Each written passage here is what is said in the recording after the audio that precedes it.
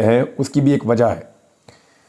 जिस वक्त election commission of Pakistan नताइज का मुकम्मल ऐलान कर देगा, नॉर्मली ये नताइज जो है वो चंद घंटों में आ जाते हैं, बहुत लेट हो तो एक आधे दिन में मुकम्मल हो जाते हैं। ऐसा तो नहीं होता कि इलेक्शन हुए 2-2 दिन गुजर जाएं, 3-3 दिन गुजर जाएं और नतीजे मुकम्मल ना हो।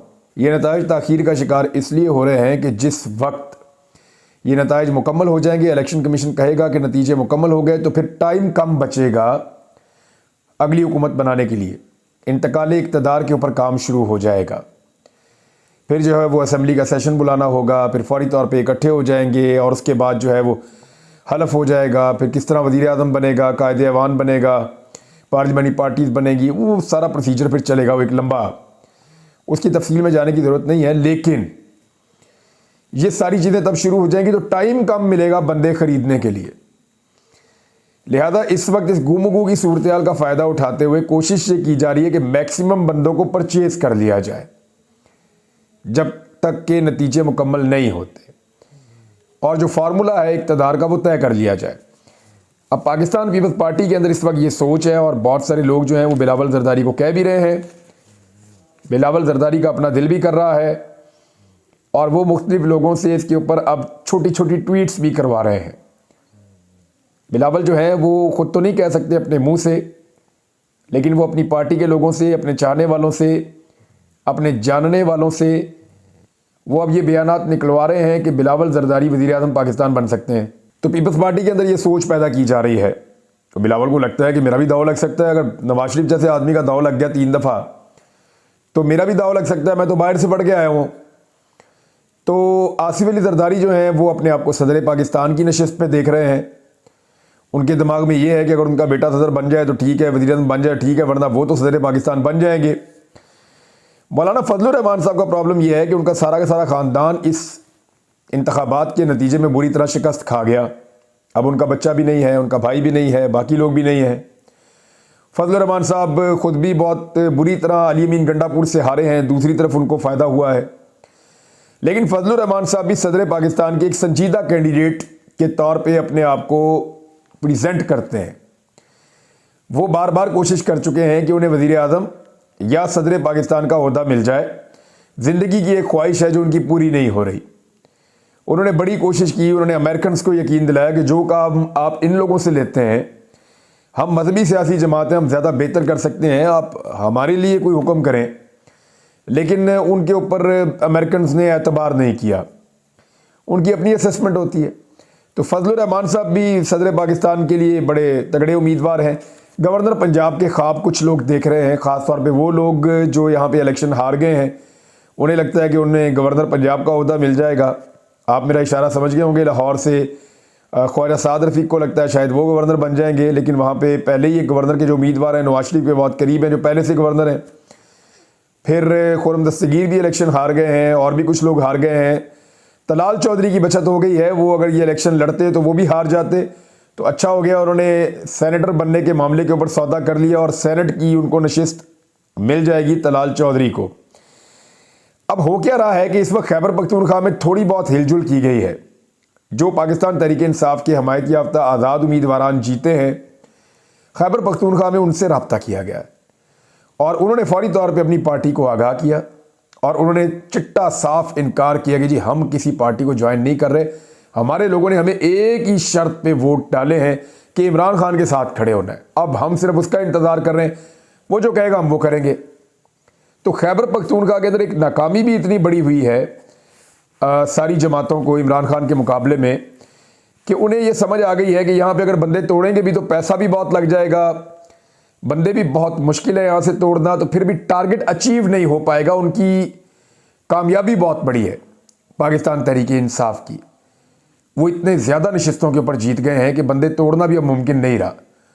लिहाजा खैबर पख्तूनख्वा में पाकिस्तान तहरीक इंसाफ बड़े आराम से अपनी हुकूमत बना लेगी। दूसरा जो है वो पंजाब है। पंजाब में इस वक्त पूरा जोर लगाया जा रहा है। जिन MPs के इंतखाबात रह गए हैं या इनके रिजल्ट रह गए हैं, उन्हें दबाव डाला जा रहा है कि अगर आप जीतना चाहते हैं तो आप हमारे साथ वादा करें कि आप नून लीग में या पीपल्स पार्टी में ज्वाइन करेंगे। उनमें आप ज्वाइन करेंगे तो फिर हम आपको जिता देंगे। कुछ लोगों को ये भी ऑफर आया कि चले उनमें ना करें, किसी और जमात में ज्वाइन कर लें, लेकिन पीटीआई को जो है वो आप अकेला छोड़ दें, काफ लीग में चले जाएं, कहीं चले जाएं आप, लेकिन पीटीआई को अकेला आप छोड़ दें। लेकिन वो लोग, अभी तक तो कोई बंदा नहीं मिल रहा। मेरी इतला के मुताबिक कुछ लोगों ने रिपोर्ट भी किया है अपनी पार्टी को, और वो ये कह रहे हैं कि हमें ख़रीदने के लिए टेलीफोन कॉल्स आ रही है, हमसे रब्ते किए जा रहे हैं, ये बैग ले लेके आप घूमना शुरू हो जाएंगे पंजाब में, लेकिन फ़ायदा कोई होगा नहीं। उसका एक्चुअली डर क्या है? डर ये है कि पाकिस्तान तहरीक इंसाफ के अगर अभी आज़ाद उम्मीदवार ना तोड़े और पाकिस्तान तहरीक इंसाफ ने अदालतों से इंसाफ लेते हुए अपनी सीटें वापस ले ली तो मुसीबत बन जाएगी। देखें, घबराने की या परेशान होने की ज़रूरत उन लोगों को बिल्कुल इसलिए नहीं है जिनके साथ धांधली हुई है कि ये वही लोग हैं जिनके कागजात नामजदगी इन्हीं आरोज़ ने मुस्तरद कर दिए थे। आपको याद है, यही सारे आरोज़ जिन्होंने अभी फॉर्म 47 के ऊपर हतमी नतीजे पेश किए हैं और जारी किए हैं, यही सारे आरोज़ वही लोग हैं जिन्होंने पाकिस्तान तहरीक इंसाफ के रिकॉर्ड उम्मीदवारों के कागजात नामजदगी मुस्तरद कर दिए थे। तारीख में कभी इतने बड़े पैमाने पर नहीं हुए, लेकिन उस सारी ज़्यादती को रिवर्स कर दिया अदालतों में जाने के बाद अदालती फैसलों ने। तो अब मामला यह है कि इन्हीं आरोज़ के ये जाली नताइज जब अदालतों में जाएंगे, अदालतें इन मामलात को सुनेंगी, तो फिर अदालतें कई जगहों पे दोबारा इंतखाबात करवाएंगी, कई जगहों पे अदालतें जो हैं वो फैसला देंगी कि जीत जो है वो इस उम्मीदवार की नहीं हुई, इस उम्मीदवार की हुई है। तो ये सूरत हाल आने वाले दिनों में हम देखेंगे। लिहाजा वही अदालतें हैं जिन्होंने पहले भी इंसाफ दिया, उम्मीद की जाती है कि दोबारा भी वही अदालतें इंसाफ देंगी। तो अगर ये हो जाता है तो पंजाब में तो पाकिस्तान तहरीक इंसाफ की हुकूमत बन जाएगी। इसलिए मैक्सिमम बंदे तोड़ना बहुत ज़रूरी है पंजाब के अंदर पाकिस्तान तहरीक इंसाफ के, लेकिन तोड़ना मुश्किल बहुत है। तहरीक इंसाफ के 50 से ज़ायद लोग अब तक सिर्फ पंजाब असम्बली के ऊपर, वैसे तो 100 हैं, लेकिन पंजाब असम्बली के ऊपर 50 से ज़ायद लोग तहरीक इंसाफ के अपीलों में जा चुके हैं कि हमारे फॉर्म 45 के मुताबिक हम इलेक्शन जीत गए हैं और हमें धांधली से इलेक्शन हराया गया है, तो हमें उसके मुताबिक फैसला दिया जाए जो असल नतीजा है। अब 2-3 किस्म की धांधलियां हुई हैं, ज़रा इसके ऊपर भी आप गौर कर लीजिए। यानी 2 बड़े क्लियरली मैं आपको बता देता हूं कि ये धांधलियों की वजह क्या है। मैं इसी के ऊपर आज काम कर रहा था, हमने काफ़ी लोगों से बात की है, जिन लोगों के साथ धांधली हुई उनसे भी बात की है। तो इसकी 2 कैटेगरीज हैं। एक, जहां पे मुस्लिम लीग नून को या इलेक्शन कमीशन को लगता था कि नून लीग जीत जाएगी या तहरीक इंसाफ का हमायत याफ्ता उम्मीदवार हार जाएगा, उस हलके के अंदर इनको बहुत अजीबोगरीब तरीके से मैनेज करना पड़ा है रिजल्ट को। वहां पे इलेक्शन कमीशन ने रिजल्ट आने के बाद बदला है। मैं आपको फिर समझा दूं, जरा आसानी रहेगी। 2 तरह के हलके थे ना, एक पे तहरीक इंसाफ को पक्का पता था कि हम जीत जाएंगे और सबको पता था तहरीक इंसाफ जीत जाएगी। दूसरे किस्म के हलकों में सबको पता था कि तहरीक इंसाफ यहां से मुश्किल से जीतेगी या तहरीक इंसाफ यहां से हार जाएगी। ये लग रहा था सारी जमातों को, इलेक्शन कमीशन को, हर तरफ। तो जहां से तहरीक इंसाफ के जीतने के इम्कानात नहीं थे, वहां पे क्योंकि कोई बंदोबस्ती नहीं किया गया, वहां पे कोई मनसूबाबंदी नहीं की गई, तो जब वहां तहरीक इंसाफ का वोटर अचानक निकल आया और उन्होंने काया पलट दी नौजवानों ने और खवातीन ने, तो फिर भोंडे तरीके से धांधली की गई और फॉर्म 45 और फॉर्म 47 का फर्क आ गया वहां पे।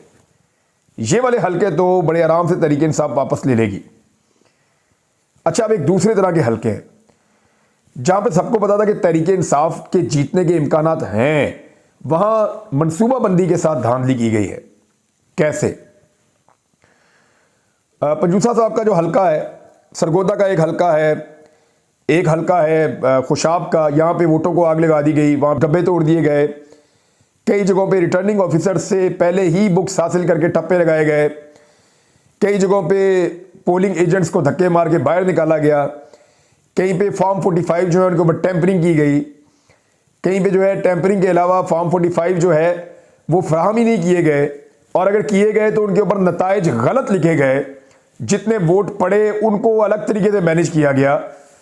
तो ये जो सिस्टमेटिक धांधली है, इसकी एक मिसाल तो वो मैर शराफत वाला हल्का भी है, जहां वज़ीर आला पंजाब बनाने की ख्वाहिश जाहिर की जा रही थी मरियम नवाज़ को। वो इसी हल्के से इलेक्शन लड़ी हैं, उनको पूरा मैनेज किया था इस हल्के को। पुलिस की भारी नफरी पहुंचती है अचानक शाम के वक्त, मैं वही मौजूद था, आपने वो वीडियो भी देखी है। और वो मुख्तलिफ पोलिंग स्टेशन जिन जिनको टारगेट किया हुआ था वहाँ जाके वो घेर लेती है और फिर पुलिस अंदर दाखिल होती है।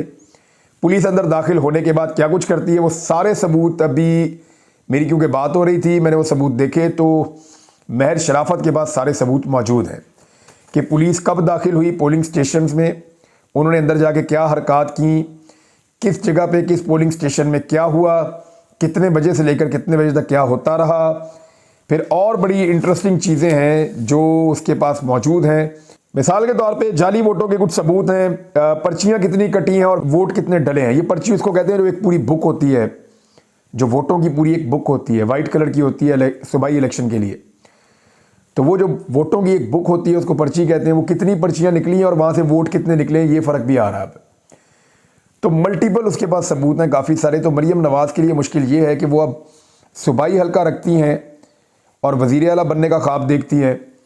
तो महर शराफत अगर सूबाई सीट से भी निकाल देता है तो मरियम नवाज़ के पास कोई सीट बाकी नहीं बचेगी और वज़ारत आला भी गई।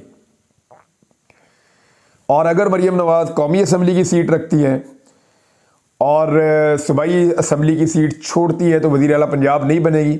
और वफाक में अगर तहरीक इंसाफ की हुकूमत आ गई तो वहाँ भी अपोजिशन में बतौर एक MNA बैठना पड़ेगा। अब अजीबोगरीब सूरत हाल बनी हुई है। इसमें अदालतों के ऊपर सारा का सारा इंसार है कि अदालतें किस पैमाने पर और कितना ज़्यादा इंसाफ फराहम करती हैं। उधर मैं आपको एक ये पेपर दिखाता हूँ, इसको ज़रा आप देखिए। ये एक वाइट पेपर टाइप का है जिसको इस्लामाबाद के तीनों हल्कों ने जारी किया है। ये शुएब शाहीन का और आमिर मुगल साहब का मेरे पास है। इसमें आप देखें इन्होंने बाकायदा तमाम पोलिंग स्टेशंस के रिज़ल्ट एक शीट के ऊपर लिख दिए हैं फॉर्म 45 के मुताबिक।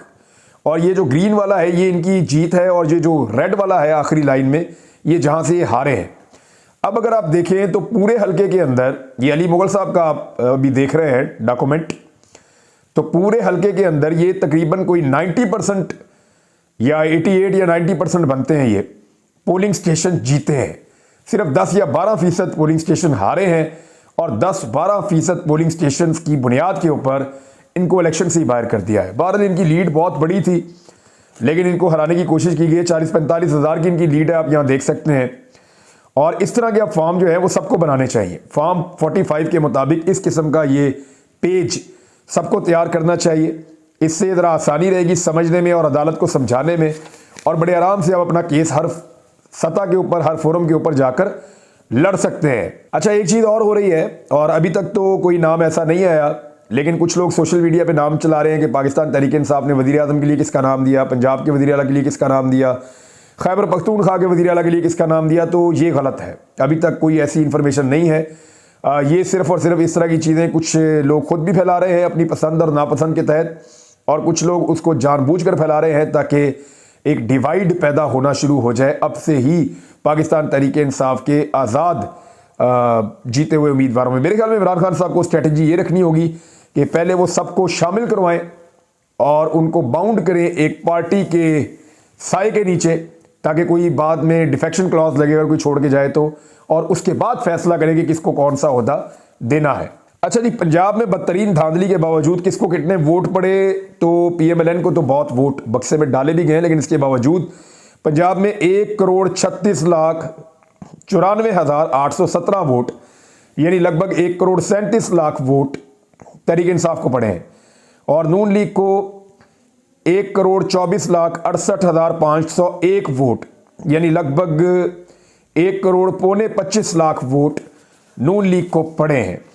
तो पाकिस्तान तहरीक इंसाफ ने बहुत बड़े पैमाने पर ये वोट हासिल किए हैं। अब अगर अदालतें फैसले देती हैं और ये नतीजे बदलना शुरू होते हैं तो वो जो आरओज़ हैं जिन्होंने ये काम किया है उनके ऊपर कौन सा केस बनेगा। ये PPC का सेक्शन 409 है, इसके तहत उनको 10 साल तक की कैद और जुर्माना हो सकता है और ये बददियानती अगर इनकी साबित हो गई तो ये अमानत में खयानत का एक केस है और इसको उनको भुगतना पड़ेगा। मैं आपको आने वाले वीलॉग में कुछ चीज़ें ये भी बताऊंगा कि किसकी हुकूमत बनेगी तो क्या होगा, क्योंकि पूरा एक मंजरनामा तैयार हो रहा है और हर चीज़ क्लैरिटी के साथ सामने आ रही है। पूरी पिक्चर आपके सामने रखेंगे। अब तक के लिए इतनी, अपना ख्याल रखिएगा, अपने इस चैनल का भी। अल्लाह हाफिज़।